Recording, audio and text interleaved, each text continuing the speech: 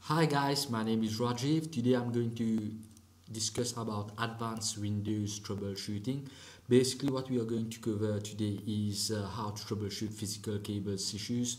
We are going to discuss briefly about ipconfig, the ping command, trace root and traceroute command, and the Windows network shell, the path ping command, nslookup to determine DNS issues, nbtstat for net BIOS name resolution, netstat command, and also the net, telnet, and the root print command. So let's start with troubleshooting the physical cables issues. To start with, I'm going to show you how we can use the netstat command to check if your physical cable is good. Normally when you connect to the internet, either your laptop is connected with a data cable to your home router, or you are connected via Wi-Fi. So basically there's a command that you can use to test if your network connectivity is good.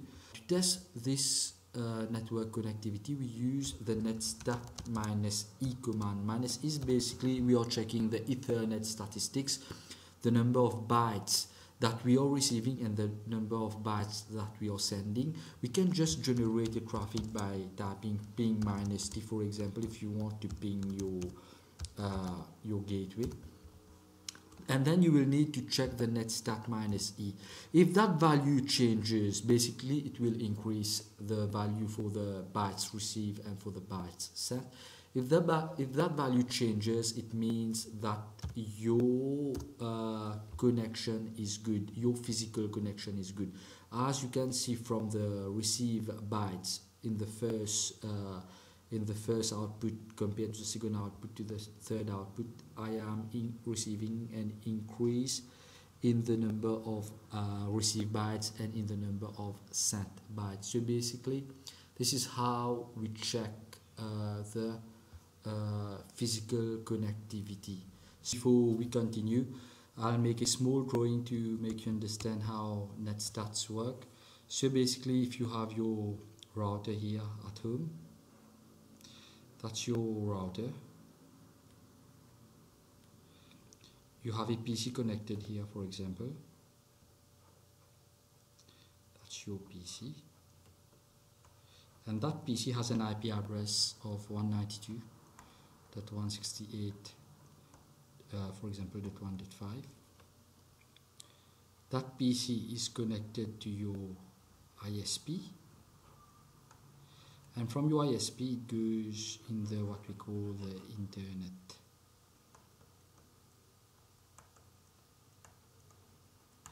And from the internet, for example, you want to access a site www.yahoo.com.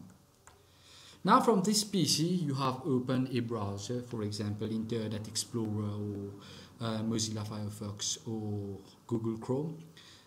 You have typed http www.yahoo.com. You have got the website Yahoo here, Yahoo website here. How this connection goes, basically there is two connections. There is the source and the destination.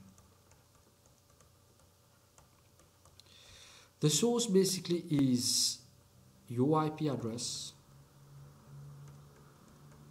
and the destination here will be the public IP address of yahoo.com. Let me put it like this, www.yahoo.com. Now, for any website that you access through HTTP, the port that you open on the remote destination is 80. For any website that you access HTTPS, where you have encryption over HTTPS, the port that you open here is for free. For example, if you are accessing an FTP site, the port will be 20 and 21. Everything gets open on the remote end here. But here, automatically, the TCP/IP suite will give a random port number here. For example, the port number can be 41405 number. So basically, that's a tunnel that is created between the source and destination so that all your traffic can transit to. So now let's have a look with the command prompt how this really works. So on your command prompt, if you type at netstat -a, this will give you all open ports on your PC and all connected ports as well.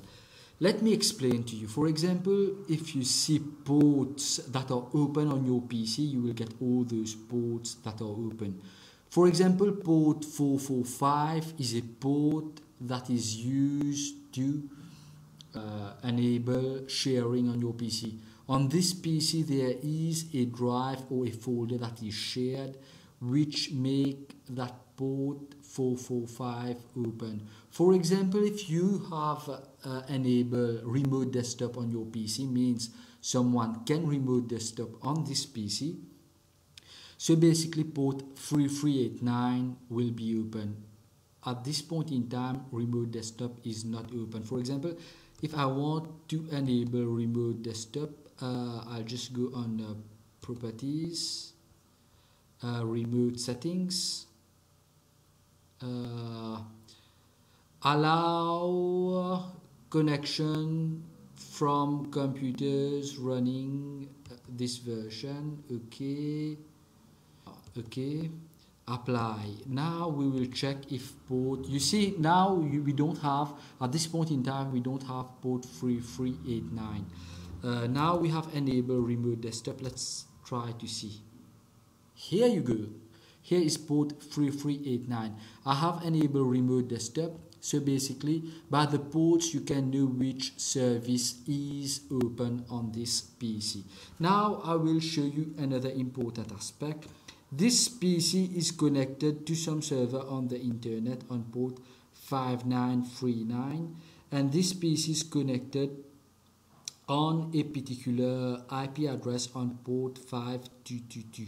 So basically what I can do as well, I can know exactly which ports are connected, which processors are using by including the command E. Now you see the process ID. The process ID means which process ID is using this port. For example, now I want to know, to have a list of process ID, I can use another command that is called task list. I just put -m. Let me just put more here. Look here. Here you will see which program is currently using those ports. So we've checked, for example, that PC was connected to, had an established connection, for example, to the process ID 5588. I want to know which program is it. 5588. I just need to look for the process ID 5588. 5568. I can't see 5588. Here it is. It's my Google Drive. It's my Google Drive that is currently using 5588. So my PC has done a remote connection to Google Drive on port 443. It's port HTTPS. And the process, by the process ID, I know exactly which program is using this, is making this connection. Now I'm going to show you how the network connectivity takes place, how we can show that with netstat. This PC IP address, I will just check it with the ipconfig command. It's 192.168.1.5. I have a PC just besides me with an IP address of 192.168.1.7. I will just try to give it a ping. Yes, the PC, I have a successful ping reply. The PC is up. Now that what I'm going to do, that PC 192.168.1.7, which is found just besides me, has a shared folder. I am going to access that shared folder to show you the network connectivity with the netstat command. Now I have opened, as you see, a shared folder on the PC which is just besides me. What you need to understand is that when you access a shared folder on a PC, you are connecting to port 445 to that PC. I will show that with the netstat -an command. I just put more. I want to find that connection between my PC and the PC 192.168.1.7. Let's have a look. 192.168.1.7. Here it is. Et voila. This connection is basically showing the open shared folder. This is my source PC, it's my current PC. This is the destination that I am accessing. Basically, I am accessing that PC 192.168.1.7. I am accessing it on port 445. And as I mentioned to you that my PC will be assigned a random high-end port automatically. And this connection shows established because I have already opened this shared folder. If I close this and I do that command again, we can just test it. Netstat -an. Can you see that connection? As you see, the connection is no longer here. 445, 445, 445, 445. So basically the connection is no longer here. This is how we use netstat command to test connection. We can open a website as well. If you want to open Facebook and you want to show that connection on netstat, that's very easy as well. Now we are going to have a look at the net command. The net command basically is used to view shared resources on a network, and the net command can also be used to start and stop network services. How we use the net command, it's very simple. We can just type net share. When you type net share, what you see is what folders are shared on your network, for example on your PC. For example, on this PC, for administrative purposes, you have the C drive shared, you have the IPC dollar and admin dollar. Everything is for administrative purposes. For example, now I want to know if there is a shared resource on the network that I am in. I just type netview. The netview command allows me to see all the PCs that have a shared resources. I can also type netview and the IP address, for example 192.168.1.7. Get the output. Here it is. On that PC I have two folders that are being shared. It's one folder, the name is FOL, and the other folder is users. You can also use the net command to authenticate to a shared resource by using the netuse command. That's all for the net command.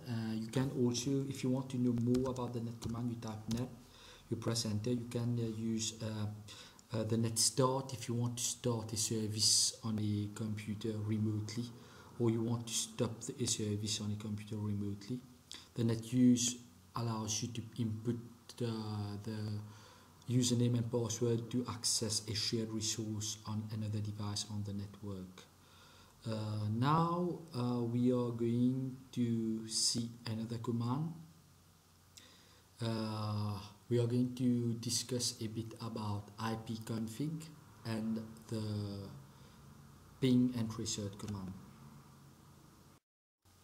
We'll discuss a bit about the ping command. I have a very explicit video on the ping command. If you want to learn about the ping command, you can check my video on ping. It's a 30 minutes video that describes explicitly how ping works. Now what we are going to discuss is how to use a ping command to know if the internet is working. When you use a ping command, for example, you type ping www.msn.com, what you get is reply. One very important thing that you can know from a ping command is that you know your DNS is working. What is DNS? DNS is the service to translate the website or URL into its public IP address. If you take that example, www.msn.com is being translated to 204.79.197.203. This is the public IP address of www.msn.com. It's very important when you get reply from a pinger while pinging a URL. It's important to know that here in that case your DNS is working. If your PC doesn't get the public IP address, it will not be able to route you to that particular destination. Let us consider this second scenario. Now I will try to ping, for example, a website www.yahoo.com. I get ping request could not find host www.yahoo.com. Please check the name and try again. When you get that particular message, it means two things. Either you don't have internet at all. The second most probable thing is that your DNS is not working. The second test when you get such an error message is you try to ping an IP address directly. The IP address that you should remember is 8.8.8.8. That's an IP address for Google. In that case, I can't ping a particular URL, but I can ping a public IP address. This means that my internet is working and the issue is with the DNS system. How will I proceed to ensure that this issue is confirmed? I will try to ping another URL. For example, I ping www.abc.com. Any URL, you will get the same error message. Ping request could not find host www.yahoo.com. At this point in time, you're sure your DNS has an issue, but your internet is working. What you will need to do is you need to change your DNS server IP address on your PC. Let me explain to you how you will do this. The first step to resolve your DNS issue is you go and start, you tap ncpa.cpl, you press enter. That will open your network connections. If you are connected on wireless, you should open the wireless connection. It's very easy to know which connection is active. All inactive connection will have a red cross on it. So basically I'm using wireless. I just right click on properties, TCP IPv4 properties. At this point in time, my DNS that is assigned by my router here is giving me an issue. The DNS server is not working. I will just shift to a manual DNS system. What IP I can use? I can use, for example, a public DNS 4.2.2.2 or 8.8.8.8. I can put the 8.8.8.8 as secondary DNS server. As soon as I complete this step, I will just check if my DNS issue is resolved. You will remember that I was able to ping internet, but I was unable to ping any domain name because my DNS was not working. Let's try yahoo.com now. Ping www.yahoo. You see, now the DNS is working because the DNS has been able to resolve www.yahoo.com to its public IP address. I can just check it with another server, www.microsoft.com. You see, so my DNS issue is resolved. So if you have any issues tomorrow over the internet, just don't assume that your internet is not working. It might be that your DNS is not working. Just by changing your DNS IP address resolves the issue. The next thing that we are going to see now is troubleshoot. If you want to learn about the troubleshoot command, I have done an explicit video about ping and troubleshoot. You can check my video on ping and troubleshoot. Troubleshoot is basically stands for trace route. What it does basically, if you trace a website, for example, it tells you how many hops between your machine and the destination that you want to reach. For example, if you want to troubleshoot www.yahoo.com, what you will see is the route that it takes. For example, each and every hop that it will take, and each hop corresponds to a router. When you trace it, the first hop that you will get is your default gateway. Your default gateway is a router that is in your network, and most probably if you're tracing to go on a website over the internet, then you reach your ISP, then you will reach lots of public IP address till you reach the public IP address or the website that you are tracing. You can use the tracer for a faster output. You use the tracer with -d command.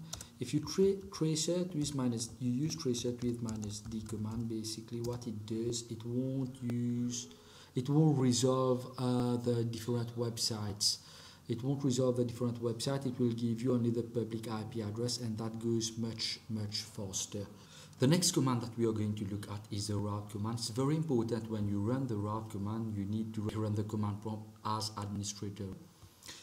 When I get this screen, I just click on route print.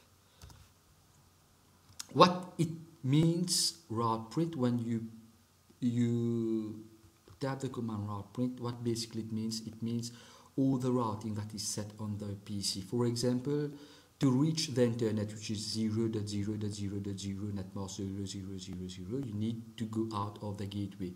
Where is it interesting to use the route command? If, for example, you have more than one gateway, more than one network configured.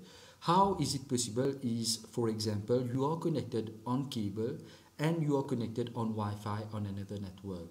And then you can use the route command to see what the exit point. For example, if I have a gateway, a second gateway of 10.1.1.1, and I want to ensure all the traffic with 10 and a subnet mask of 255.0.0.0 to go to the gateway 10, for example 10.1.1.1, I can put that command. When I will say route print, you will see that the command has been added to the table now. What does that mean? Automatically, when I will connect to the 10 network, this subnet will be routed via the gateway 10.1.1.1. The metric means it's like a figure. The lowest metric normally takes advantage over the highest metric, traffic with the lowest metric. It's very important when you configure the route command, you understand how the routing is done. I am going just to delete the route that I've just put. If you want to put a route permanently, you can just put the -p argument with the route command. Route command is also same as the netstat -r command. It's you're printing the routing table. It's the same thing. Now what we are going to look at is the nbtstat command. What you need to know is that all computers have a NetBIOS name. For example, if you have a computer with a NetBIOS name is basically the name that is given to a computer, and you want to know the name of that computer, you can use a command which is called nbtstat. The command nbtstat, basically what it does, it will give you the name of the computer. For example, if I know, just 1 minute, I'm powering another system, 168.1.7. The last command that we are going to look at is the nslookup command. The nslookup command is a very interesting command to troubleshoot DNS issues. For example, if I type in www.yahoo.com, this www.yahoo.com gets translated to its public IP address thanks to the DNS that is installed on that machine. If I want to know the DNS that is installed on this computer, I just tap ipconfig/all, ipconfig/all, and I want to see what is the DNS. My primary DNS is 4.2.2.2.2, and now I will show you how I can use the nslookup command. If I type nslookup www.yahoo.com, it queries the DNS. This www.yahoo.com queries the DNS 4.2.2.2, and the DNS gives the answer, hey, you are looking for the public IP address of www.yahoo.com, et voilà l'adresse publique de Yahoo, 46.228.47.114. You can query another DNS by just inputting another DNS server. Now I want to query Google DNS and I want to see if it gives me the same result. Yeah, basically it gives me the same result, just the order. The order is reversed. The IP address given by Google is the same thing. It just gives me 115 before and 114 after. Now, how is the nslookup important? The nslookup is very important when you browse a website. Basically, when you tap a website URL, your PC queries the DNS and get the public IP address. How can you use the nslookup? The nslookup is very vast. You can have many commands that you can use with the nslookup. If you tap nslookup, you press enter. You are already in the nslookup shell. You can just tap help, for example. Now all those options you can use. I will just show you some options that you can use with nslookup. You can just, if you want to know more about mail server, for example, you have a Gmail server and you need to configure an Outlook client. To know the SMTP and the pub server, for example, you can just put the set type is equal to mx. We are looking for the mx record, and I just tap gmail.com, for example. You will see, you will get much information about what mail exchange Google uses, all those information. So you can just tap the domain name that you want to use, and you will get it. So basically, this is the nslookup command. The nslookup command is very interesting to troubleshoot DNS issues. So basically that's all. I hope that this video has been really informative for you. I thank you for watching this video, and I advise you if you can join my YouTube channel for more videos, and don't forget to give me a like. Thank you.